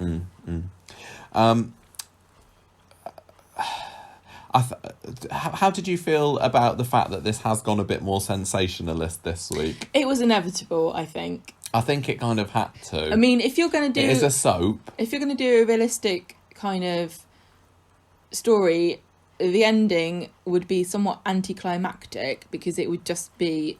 Hopefully a happy ending would be Yasmeen realising that she was being abused and escaping in the night with a bag of frocks and never talking to Geoff again. That's not as compelling or dramatic as what we've seen today. No. And yet again, we're in this kind of quandary that soaps always have when they have an issues-based storyline, is how much can you remain true to the spirit of a real experience that people go through, while you're trying to tell a story that's going to engage people and have them coming it's the back. engagement, isn't it? I mean, if Kate Oates' tenure told us anything, it's sensationalism gets people talking. Yeah. And I haven't checked on who's trending on Twitter at the moment, but I wouldn't be surprised if Geoff and Yasmeen went again. Coronation Street needs the advertising. They need people talking about it. Well, Corrie is trending at the moment, along with Phelan's there as well. Oh, really? How funny. And what else? Danny Ings and Wendy James. I don't know who they are. Yeah, and I can't turn around and say they shouldn't have done this, because everybody knows that I like this sort of thing in Coronation Street, so it'd be a little bit hypocritical of me to have criticised it for going down this route. If the story had just fizzled out, I'd have probably been left a bit disappointed by it. I just hope that they don't screw the ending, because the ending feels like it could be in sight. You just don't know, do you? I mean, I'm assuming that Yasmeen's she's gonna get arrested for it. People won't believe her. She might get sent to prison for a bit or something like this, and then they'll find the video footage. There was also, let's not forget, the video footage that, if it was a video, do you remember back months ago where Geoff filmed Yasmeen cowering on his phone? Yeah, it was either his phone or her phone. He was backing her into the corner in the kitchen, similar to how he was today. It wasn't the video footage from the house. No, but he actually filmed it. Yeah. He filmed her squirming, and I can't remember if anything has happened to that. And he was saying, what would people say if they saw this? They think you're pathetic. So he's been a little bit slapdash, to be honest. Was he just too cocky that he thought he'd never get found out? Is he deleting all of these videos as soon as they're filmed? Women have more evidence than this of men cheating and have not done anything. Well, I think that's just going to end up coming and getting him. I think in a way it is almost irrelevant to how the story continues, whether Geoff lives or dies at this point, because if Geoff does live, he is just going to pretend that she attacked him and play the victim. It's not going to affect how likely it is that she's going to get in trouble and people won't believe her. You know, it's not like if Geoff survives, he'll go, yeah, I'll hold my hand up, actually, I was being a bit of a dick. I deserved. If he does pull through it and try to get everybody to feel sorry for him, is Yasmeen's kind of state of mind in a place that she will feel sorry for him and she'll feel guilty and she'll go right back to... No, I don't think they'll do that. Grovel mode, or is she out of it now? I really think, the more I think about it, the more I think that Geoff has to live. I think he does. I think he really, really does. Because if he dies, in a way, he's won, because she's going to have to go through all the trauma of having to explain herself, looking like a murderer, and living with the guilt that she'll feel about killing her husband. And we're never going to get to see Geoff unmasked in front of all of his friends and family. No, he needs a public shaming. But I don't want it to be a court public shaming, because like you always complain about how when there's some kind of big crime like this on Corrie, then we have the inevitable court case and it's always very predictable. I don't really want, although it would be, I would accept it, I wouldn't find it to be the most satisfying ending to have Geoff unmasked in the dock, you know, for being a horrible abuser. He's a very public person. He wants to be in the spotlight. He's a magician. He's a radio DJ. He likes the attention, and to have that public attention turned on him and have him shamed, he just needs to be made to feel as justice. Yes, he needs to be made to feel as bad as he made Yasmeen feel. Except this time he will know that what people are saying is true. I just kind of really want the last time we ever see Geoff, it to be Tim slamming the door in his face. Like Geoff going, please, you have to believe me, son. Yasmeen, she was awful to live with. You can't imagine what she was like. She was she was a terrible woman. And then him just going, I think it needs to be the prison door slamming on him after he put Yasmeen in prison in their own home. But what is his crime? Coercive control. The way that he's treated her, he deserves to be punished for that. He needs to be also chicken killing. If chicken killing's a crime, then lock KFC up. Colonel Sanders in the slammer. There needs to be something. He needs to go to prison. He doesn't need to die. He needs to get a taste of his own medicine and be trapped in there with some horrible monster, I think. But for that to happen, there still needs to be many months to pass, I suppose, because already we're behind with Coronation Street, so it could well be, summer or autumn or whatever, that this finally reaches a conclusion. And there's still some kind of dangling threads as well. Like I wonder whether Yasmeen finding about the fact that Geoff doesn't have a heart problem is going to come to anything. I was just very thrown by you saying that he's going to be put into prison for coercive control, so I looked it up quickly because I didn't think that was a crime. Actually, it is. I thought it was. According to rightsofwomen.org.uk, it is a criminal offence and you can report it, but if the person is found guilty, they can only be sentenced for up to 5 years in prison or a fine or both. Doesn't really feel... it doesn't really... Anyway, listen, let me continue just quickly. The police have to investigate it, and it says here, you can help by providing copies of emails, text messages, voicemail recordings, photographs of injuries or damage to property. You may be able to prove evidence of financial abuse by showing bank statements or kept a diary of your experiences. You may be able to show you've lost contact with friends and family. This is all the things that have happened to Yasmeen. There's a lot of evidence. Listen, you may have lost. It's gone to ITV Hub. Your medical records may show that your abuser accompanies you to appointments or threatens to make false allegations, etc., etc. So there you go. Yeah. There is evidence if she can find that camera. And I said on Twitter earlier that this camera, this video footage, as we said before, it's Chekhov's gun. There's no point. You literally cannot show something like this and not have it be part of the story. It's just bad storytelling. And 5 years might not sound like enough, and I don't want there to be in 5 years' time Geoff's going to come back and haunt her. Once he's gone, he needs to be gone. But maybe, again, he's been saying a lot through this about having some illness. He's been faking being ill. I think he needs to actually find out that he's got some kind of life-threatening illness. He's got 4 years to live, say. Oh, right. Then he gets thrown in prison for 5 years. Yeah, so right. we are, as a viewer, are left to know that he will die in prison. It'll be a bit Joe Exotic. Joe's not dead.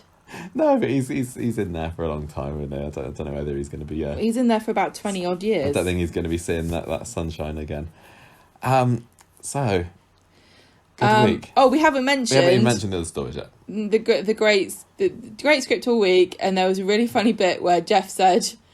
He called Dr. Gaddis the badass, and he also said he wouldn't kick her out of bed, which I think we all, collectively as a nation, had decided this before that. Geoff, yeah. She can sleep wherever she wants. That woman. The scripts were great, and I think it was appropriate for Jonathan Harvey, who is known for putting humour, and sometimes it works and sometimes it doesn't work, into his scripts. That kind of worked for the beginnings of Monday and Wednesday's episode, but I think that the fact that they played it more straight for tonight's episode was very, very appropriate. And if he'd have been saying all these funny lines, and there were still a few horrific insults that he said, but I think the tone was shifted suitably dark, very sinister on Friday's episode. So I think they just right what right the indeed. hell? Very, very exciting. I can't remember the last time I had that kind of reaction to a Coronation Street episode. It probably was, and maybe I'm forgetting things, but I may well say that was my favourite episode since Andy and Vinny in the warehouse. I have to also say that I am so glad that Coronation Street has made this their A story for a considerable amount of time, because quite often when we've championed some characters or a particular storyline, it can be very disheartening when it kind of like gets pushed to one side for something else that you can't tell, can you? What's going to be what's going to take the lead I was and what's worried going to fizzle out at the very beginning of this story that perhaps Coronation Street wouldn't push it to the front, and if they did, I was also concerned that people wouldn't get behind it as much as they have done. And I'm so thrilled for everybody that is involved. He's planned the storyline runners, the script writers, directors, production team, and the actors, that everybody seems to either love or hate this story, which goes to show you how impactful it's been, because you can't really have something like this and have people universally love it. The fact that people hate it is just as powerful. They've just got to stick the landing, because we're at a stage now where we were, I mean, it's basically 2 years ago Phelan was coming out of the sea, wasn't he? And we're like, this is brilliant. This we think Phelan's dead. Next episode, oh no, he's not, he's fine. And we're like, what's Phelan's finale going to be? And although Phelan's final episode had a lot of good points, I was left feeling by it, you know. The Big Britain's Got Talent with Phelan, where he barely even has anything to do until the Thursday.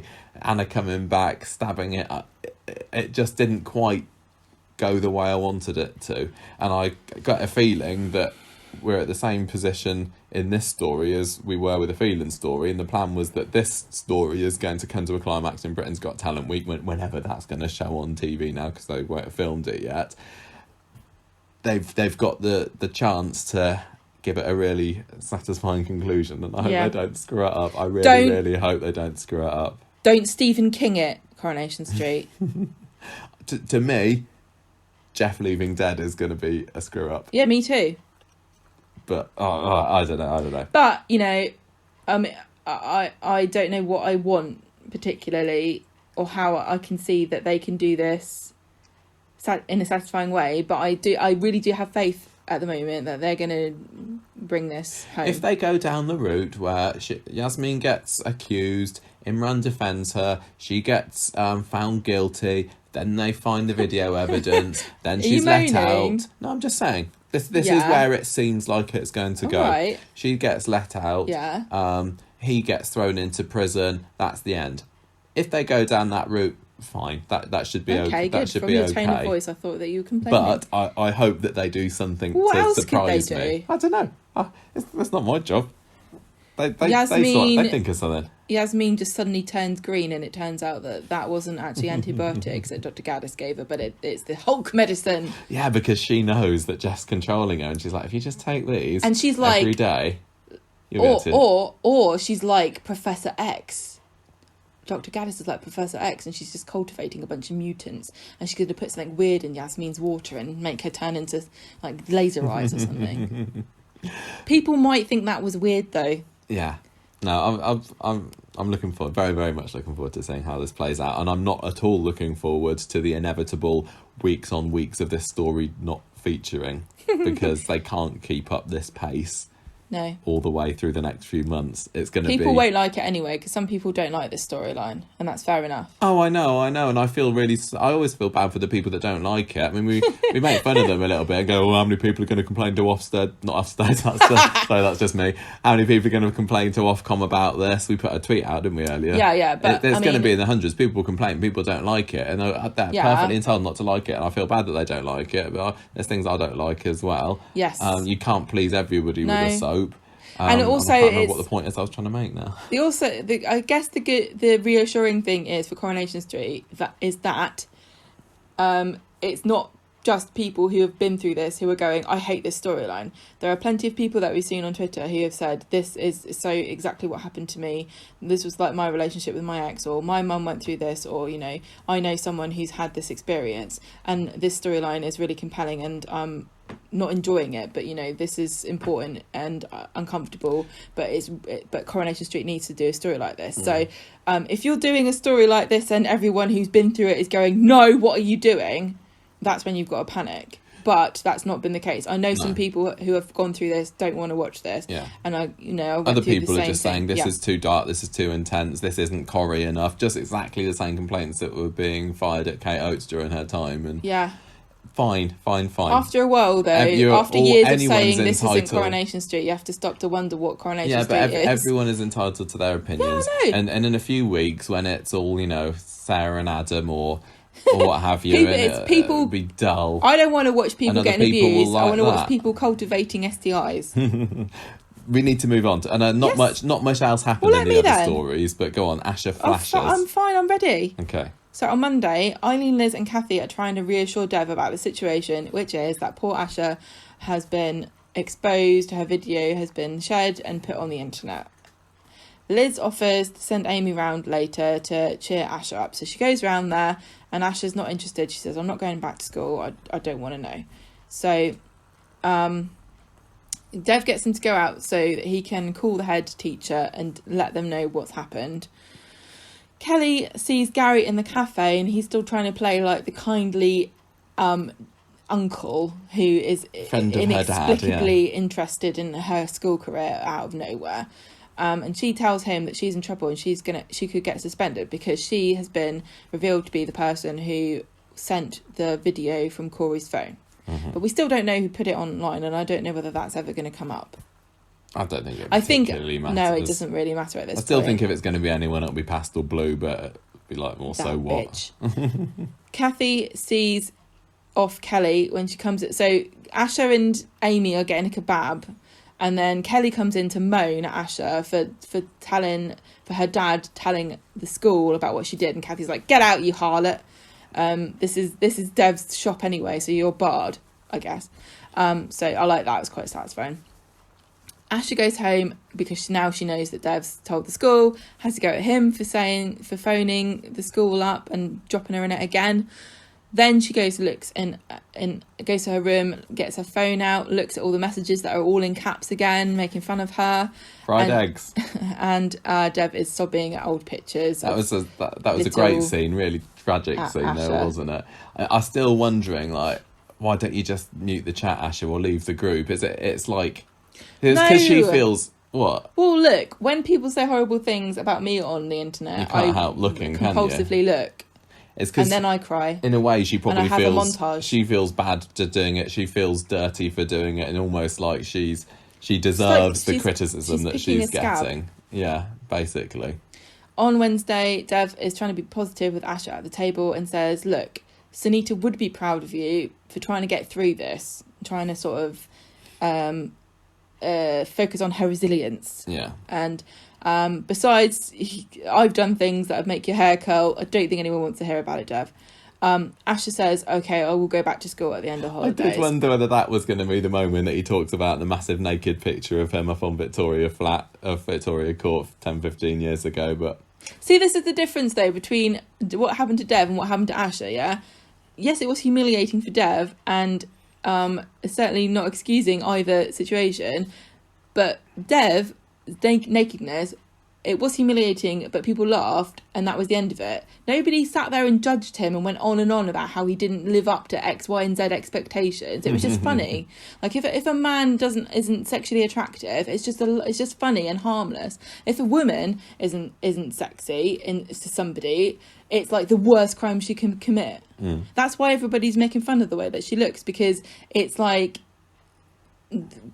it's her job as a young girl to... Well, right. There you go, sexy. You're getting it, yeah. So, Kelly goes around to say sorry. Billy's told her that she has to. I don't even remember how Billy is involved in this. It's mixed up with the Gary story. Summer has asked Billy whether Kelly can come and stay with them. We'll get onto that later. And Billy's like, okay, you can do, but only if you go and apologise. And I wondered whether she'd go and give a fake apology, but I think it felt quite genuine to me. I don't know. It really did. And I don't know whether the actress who plays Kelly... did upload a picture of Asha too. No, I'm just saying, was she supposed to be acting apologetic, or was she supposed to be pretending to be apologetic and not doing a very good job of it because she came off as genuine? But I thought that was a great scene with Dev saying, my daughter is worth 10 of you. I really loved this scene. Kelly goes around to say sorry because Billy's told her to. And as you said, she does seem like she is genuinely sad about what's happened, but Dev is not hearing any of it. I really liked how he refused to sort of budge in the face of her being saddened and stuff. He was just like, no, It's like I'm it's not too going to little, too accept late, it. really. You have ruined my daughter's life. You're not as good. You're scum compared to her. Just get out. I love the little cut to Asha on the top of the stairs when he says, "My daughter is worth 10 of you," and a little smile creeps onto Asha's face. She knows that her dad's got her back. The ghost of a smile. Yeah, and it was subtle. It was important. I think that was really important for Asha to realise that even when her dad doesn't know that she is listening, he is proud of her. Yeah, and it's this one bad thing doesn't define her in his eyes, and that was really important for. Yeah, I don't want this to be a story about Dev versus Asha. No. I think they played it now really well. They're on the same team. And he also points out to Kelly that it's because of Asha's compassion that the school are backing down, because she wanted you guys to not get in trouble. But then he does say it's a police matter now, and that's it. Yeah, little scab. Yeah, tart. Scallywag. Don't say tart. Any other thoughts on this story? Okay, not a whole lot happened. It felt like a kind of natural ending point for now on Wednesday. What's this quote? Oh, I've written, "If I show willing," Dev said, and it sounded like at the time he said, if I show Willie. Why did I bring that up? It didn't. If I show my Willie on the internet, you'll be even, Asha, yes? No. Ardy wasn't in it again this week, was he? It's odd. There's been a few episodes where I thought would really benefit. We don't need Ardy in this. New Ardy. And I know the stories about Dev and Asha and their relationship. No, it didn't need Ardy. It was fine how it was. I think I really am so touched by Dev and Asha. Yeah, it's lovely stuff. Then we had a little bit more conclusion, I suppose, to the Ken story, which is Tracy wanting to remain the owner of number one, even though Ken hasn't got around to selling it to her yet, and she starts to realize that home ownership isn't maybe all it's cracked up to be on Monday. I could when the not boiler believe breaks down. that a woman of her age, like how old? She's in her 40s. Yeah. She has got to this stage in her life where she doesn't understand that if you own your house and something breaks, you have to fix it. It seemed like a bit... drove me nuts. It was a bit convenient for the plot very that twee. within days of her being forced to, fight with her dad about who owns this place, that a boiler breaks down. And also, you pointed out when we were watching on Monday, Amy, why did you get in the shower when it was clearly cold? You idiot. You put your hand out to feel if it's cold and then you get in. You don't just jump in it. Wait for the shower screen to steam up or something. Yeah, so the boiler's broken down and bloke comes round and Tracy's a bit miffed to find that it's going to cost upwards of £2,500 to fix it. And Ken is like super smug because he's like, well, your house, you've been saying, so I'm not paying for any of this. Good and for you, Ken. Peter's there kind of chortling on down there, and this is when Tracy tells him to shut his alcoholic face. This is definitely total Barlow territory though, isn't it? Like, oh, yes. Tracy has just been smacked in the face with a bill of $2,500, and who's got money to spare of that amount? Nobody, realistically. And then Ken and Peter are like, ha ha, like, oh, so I'm sorry, do you not want hot water in this house or something? You know what I mean? Like, they're all just being scumbags to each other, aren't they? Well, Ken's just been very fortunate, because I think at this point he's already plotting what he's going to do on Wednesday, which is basically... I think he bloody went in there and pulled a few wires out. You probably did. On Wednesday, Daniel came back. Daniel's back, everybody, for one scene. There was no fanfare, so I was slightly underwhelmed. Yeah, he's a bit nervous about being back on the street, but I guess something will happen with that in coming weeks, but we'll see. Anyway, Ken... Beth's still not back. No, she's still dancing on ice, isn't she? Somebody else went up with him and then stayed up there.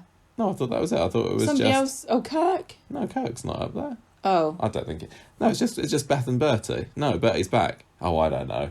It doesn't matter. Stretching her legs out. Yeah. But basically, they all have a meeting in the Rovers, Tracy, Ken and Peter, and Tracy tries... Bless her, she tries. This was the most ridiculous plan I've ever heard. She's usually better at being Scheming. manipulative than this and, pulling the wool over people's eyes. But she says, tell you what, Dad, I'm still going to own this house, but I don't want to pay for it yet. Yeah. Can I just save up and you pay for all the bills and everything? And then I'll give you the money later. Yeah, and Ken's like, no, in fact, I'm not selling, so screw you, Tracy. My house, you can sling your up in the master bedroom as well. And it's basically gone back to how it was to begin with, apart from Tracy and Steve are living there as well for a little bit of time. Because Peter's gone to live at the Rovers with Carla. Yeah, I think. Exactly. I did feel I just a bit can't help sorry. feel underwhelmed. I moaned about this enough last week. I felt a bit sorry for Tracy, because it feels like nothing ever goes right. And I do sometimes feel bad for characters who just have innocent kind of, everyone should be able to aspire to what they want out of life, but somehow it gets snatched away and we're supposed to think that they were wrong to ever want it in the first place, you know? Like, I know that Tracy had no right to think that she should have number one and Ken should pay for the boiler, but still, wanting to own your own home when in a family is certainly not, you know, like, she's got aspirations beyond... Like, everyone should be able... I'm not saying that everyone... Obviously, I know people can't... But everyone should be able to, if the world was fair, and I know it's not. But it just feels mean to laugh at someone who just wants something quite simple. Tracy had her fair share of everything's going right for me when she got away with murder. And I think that was basically her lifetime supply. She used up all her good luck fortune. in one go. Yeah, basically. But I do agree. I felt a bit bad for her. And Ken was being insufferably smug, I know, have to they say. were all just being dicks to each other. Yeah, but that's families, isn't it? Oh, you know, who'd have them? I mean, Tracy and Steve aren't going to stay living at number one with Ken, and it's just Ken there at the moment, isn't it? I don't know. They might do, because I don't think Coronation Street cares. Coronation Street does not care where people live anymore. It's just pointless to even consider. Like, who lives where? Nobody cares. Just don't think about it. Tracy and Steve will be back up in their old flat before you know it. Mark my words. Well, Liz is there by herself at the moment, isn't she? Yeah, yeah. So, and when there's one person living alone in a home, then it won't be long before someone moves in. It's like if you make a I'm trying to think of the physics here. Vacuum, air rushes in. You know what I'm getting at? Nature abhors a vacuum. It's that. It's like the Tories are in charge of Coronation Street. They're like, no spare bedrooms, or we tax you. Yeah, basically. So and when we say spare, we mean if one person's occupying it, there's still room for more. I can see Liz moving Scott into the flat just around the time that Steve and Tracy want to move back in there, and then they have shenanigans. Yeah, basically. What was going on with Kelly? Probably and Gemma? There'll be a funny shenanigans where Scott moves in because Liz said that was fine, and then Tracy and Steve move in at the same time without asking Liz if it's okay, and she didn't ask them if it was okay if Scott moves in, and then somehow Tracy and Scott meet each other in the bathroom in the middle of the night and think, and then some kind of compromising situation involving one of them only wearing a towel. As long as that's not the A story, fine. Fine. Go on, Gary and Kelly, Gemma. Right. Finish us off. On Monday, Laura shows up. Laura, Kelly's mum. Yeah, first encounter Laura, with her. what's the surname? Neelan. Laura Neelan. She might not be Neelan. She might have changed her name. I think she is. Shows up. What does this sentence mean? Laura shows up. Where's Rick been? And oh yeah, I didn't turn this into full sentence. This is exactly what you've written. Laura shows up. Where's Rick been in touch? Still providing with Kelly. Okay. Kelly. Gary's telling her Rick's still been in touch with me. He's saying what's going on with the money, basically. Kelly's money is being provided. How come she's not in school? Yes. I think that's what I meant when I wrote that. Kelly accuses Laura, her mum. No, Gary. Gary, Jesus. Yeah, I wasn't as into this story, as you can see by the quality of my notes. Some people have a fight about money, and that's it. This story is not gripping me in the slightest. I can tell. Gary basically says the money's been provided, so where has it gone? And insinuates that Laura's been taking it. And he says, I need to get Kelly back into Oak Hill because Rick's going to kill me if he finds out. No, Rick's going to kill you, Laura, if he finds out you've been taking the money and not sending the kid to school.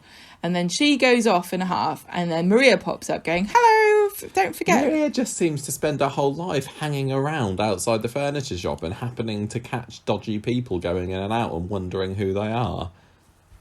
She's a business owner. Wow. Times are tough. On Wednesday, Gary explains to Maria who Laura is and that the fact that Rick's gone missing. And Maria's like, why the hell do you care? Which is totally what you would say, because it really, on the face of it, makes no sense why he's so obsessed with this random girl. And I would be a lot more suspicious if I was Maria than she seems to be about this.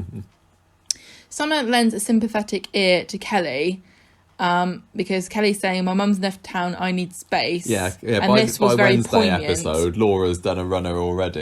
Is she only in it for one episode? Is she going to be back again? I don't know. It was quite poignant because Kelly's like realizes that Summer's dad's dead, and she's like, oh, at least I'll see my dad again. And she doesn't realize that her dad's dead as well. Yes. Poignant, everybody. Summer gets Billy to invite Kelly to come and stay with them, and so they have to sort out, I don't understand how easy it is to just snatch a random teenage girl off the street, but I guess if you're a vicar it's slightly easier than normal. Yeah, just go around his house and say sanctuary, and then it's fine. Don't steal the bowls, though, because there'll have to be a massive song about it. Maria is going on about the wedding. There's too many people waiting on about weddings. They still not got married. No. So it's just weddings all the time. Weddings, and he's like blah blah blah. And then he sees Kelly and Billy. She's wittering on, and she doesn't notice that he's not paying a blind bit of notice. He's more interested in seeing that Billy is, chatting with Kelly over on another table in the cafe. If she's smart, she'll use this opportunity to sneak in a few ideas here that she knows he's not going to be interested in, and then say, Gary, you agree, don't you? Okay. And he'll be like, yeah, whatever you want. And she'll be like, ha ha, turquoise doves. In the pub, in the pub, Gary says to Billy, how's Kelly, whatever, and he's like, yeah, it's great. Yeah, I don't know. Well, Gary, you haven't given me a lot to work with here. Were you also not interested in this? Can you remember any of this happening? I remember the turquoise doves, and that's really where I stopped paying attention. Basically, Kelly has now been given the perfect excuse to move on to the street so that she can be around and under Gary's nose and him sweating about where she'd go away. Otherwise she's going to find out. I might just inadvertently blurt out that I killed her dad and buried him into the ground in the woods. It does seem rather improbable that social services would go, right, so your mum's done a runner and your dad's been missing since last year, and you've got this giant house that you live in by yourself, and you want to move in with a girl and a vicar and a gay man. That sounds fine. Look, as long as there's no paperwork involved, just do it and don't talk to me about it again. Yeah, it's. I don't know how easy this would be. It's very convenient. Although I did enjoy the Summer and Kelly relationship, like you said, that scene was quite nice where they were bonding, and it'd be good to give Summer something to do because she has been light on the stories for quite a while now. I think Summer is taking pity on Kelly without fully understanding that Kelly's only really being nice to her because she needs something. I've known girls like Kelly when I was at school, and I don't think that there is a long-term future in the Summer and Kelly relationship. Yeah, Summer is smart, but she is naive. She doesn't seem like the sort of girl that is going to get on with somebody that uploads revenge porn to the internet. You know what I mean? Kelly wouldn't talk to Summer for 5 minutes if she hadn't been ostracised from her friend group for being a conniving, backstabbing cow, would she? She hasn't got anyone to talk to anymore. No. So she suddenly decided that Summer's a suitable friend for her. Well, she didn't have much of a friend group to begin with, to be honest, because she's only been at the school for a few weeks. I have no sympathy for Kelly.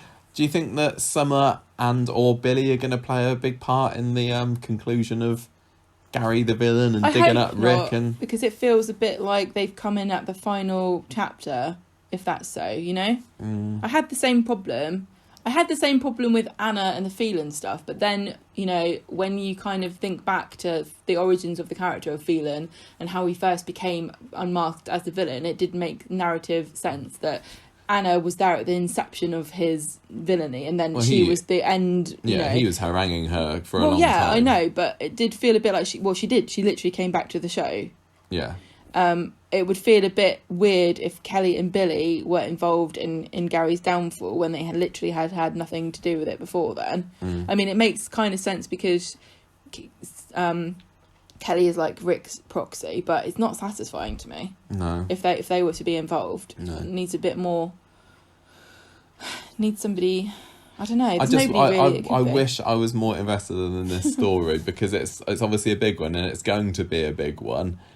And maybe it's going to climax in the 60th anniversary, whatever happens. I think Gary's going to be a big part of the 60th. Yeah, at the moment, I'm just wishing that this story would end.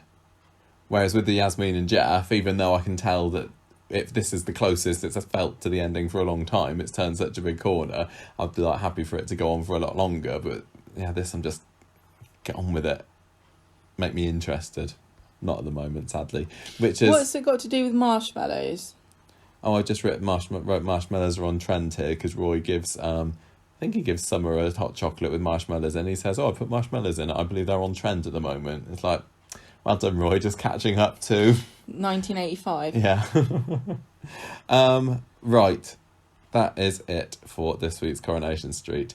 Massive developments and excitement and drama in the Yasmeen story. Not a whole lot else in some of the others. As strong as the Asha Flashes storyline is, not a whole lot happened. There were some great scenes there. And the Ken and the Kelly stuff, and those two stories brought it down for me. Despite all this, I would say I've got a very easy and obvious score in my head. I'm not like going between two numbers here. Do you know what you're going to score it? Yep. Do you say it at the same time after 3? 1, 2, 3, 4.5. Yeah. Definitely. This is the most 4.5 week. It is clearly, to me, that the amount of excitement and drama and tension and everything that the Yasmeen piled onto the week, I almost think that if it had just been this story, which it could have been, the way that the episodes are being chopped up at the moment, it could have been a 5 week, but the Ken stuff, the Gary stuff, the Kelly stuff just brought it down. Only by half a point. Yeah, exactly. This was a fantastic week, the best week that Corrie has had for a very, very long time. Good job. We've got so many potential things that we could score out of, thanks to Jonathan Harvey's scripts on Monday and Wednesday, and a little bit of today's scripts as well. Good lines. We've written down a selection of Geoff's lines. I don't know whether we just want to, as we've both given the same score, can we just go through all of these, or are we stealing from the people on the Facebook group? Okay, so go on, you pick one of these. I'm going to give it 4.5 nights in shining Korma, because that was just so awful. Oh, yeah. Okay, I'm going to give it 4.5. Ooh, kind of that. 4.5 snivelling, stinking, shriveled up excuses for a wife. Thank you. I have to give a shout out to Yaz Hands, because that was also terrible. He's like, show me. He's like, came in and said, Yaz Hands. Show me your Yaz Hands. Show me your Yaz Hands. Like, oh, being forced to participate in an awful pun is one of the worst things. Oh no, I do that to you every week. Yeah, it's torture. Okay, character of the week. Is it Yasmeen or Geoff? Yeah, exactly. Maybe one of us should do one and the other. I mean, Geoff was awful, but he was also brilliant and compelling and darkly hilarious in parts, wasn't he?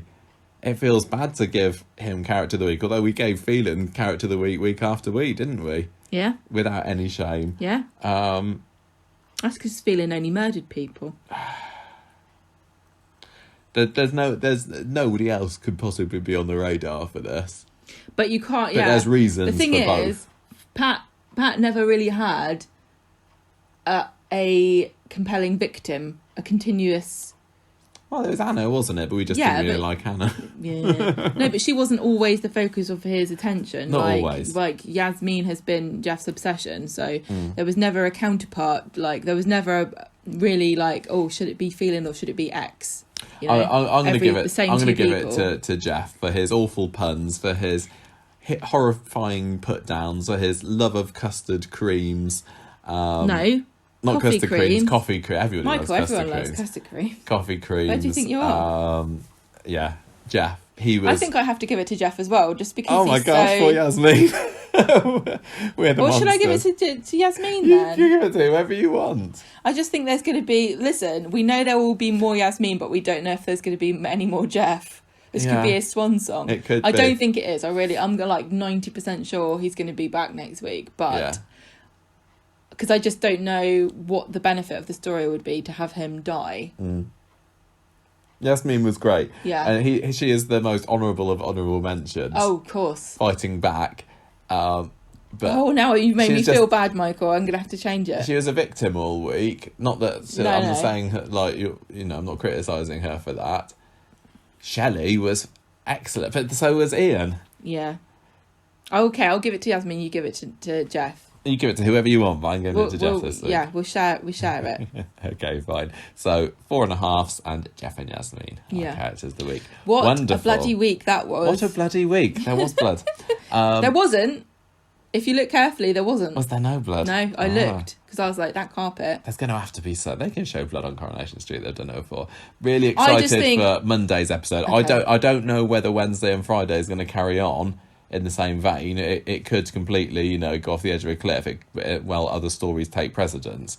But for Monday's episode, the follow up to this, it could be amazing. Wait. Well, we'll just have to. You're going to have to. Don't have any choice. Yes. As usual. So with that, I think we're done with... This is the longest street talk we've done for a long time. Considering there's only Considering three there's only been 3 episodes. episodes. But that's how you know you've done a good So job. actually, we've Coronation spoken Street. longer about it than it was actually on air. So if you're using this as a catch-up to save time, we're really sorry. You don't even need to watch it now. No, watch it. Well, It's of great. course, you won't have time to watch it now because you spent an hour and 45 minutes listening to two idiots.